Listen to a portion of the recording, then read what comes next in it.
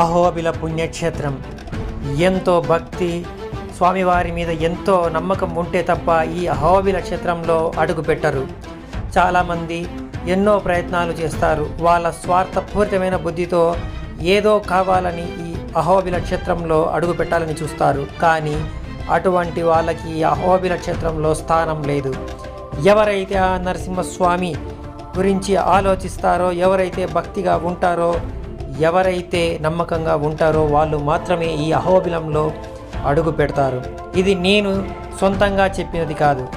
ఎన్నో శాసనాలు, ఎన్నో పుస్తకాలు చదివి నేను ఈ మాట చెప్తున్నాను.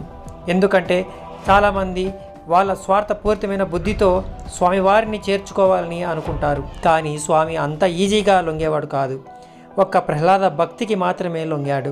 అలాగే మనం కూడా ప్రహ్లాదునిలాగా కాకుండా కనీసం నిస్వార్థంగా స్వామివారిని దర్శించుకుందాం. అప్పుడే స్వామివారి ప్రసన్నత మన మీద కలుగుతుంది. అలాగే అహోబిల పుణ్యక్షేత్రంలో స్వాతి నక్షత్రం రోజున స్వామివారు ఇంకా ప్రసన్నమూర్తిగా వెలిసి ఉంటారు. అందుకే ఆ స్వాతి నక్షత్రం రోజు అందరూ భక్తి భావనలతో స్వామివారిని పూజించుకుందాం. అలాగే 10 మందికి చెప్పుదాం. అక్కడ జరిగే అన్న ప్రసాదాలు కావచ్చు, వేరే ఇతర సేవలు కావచ్చు, మనం వినియోగించుకుందాం, వాటిని పరిరక్షించుకుందాం. అలాగే ఆ అడవిలో ఉన్న పరిసరాలను కూడా మనం శుభ్రం చేసుకుందాం, ఎంతో సంరక్షణ చేసుకుందాం, ఆ జంతువులను కాపాడుకుందాం.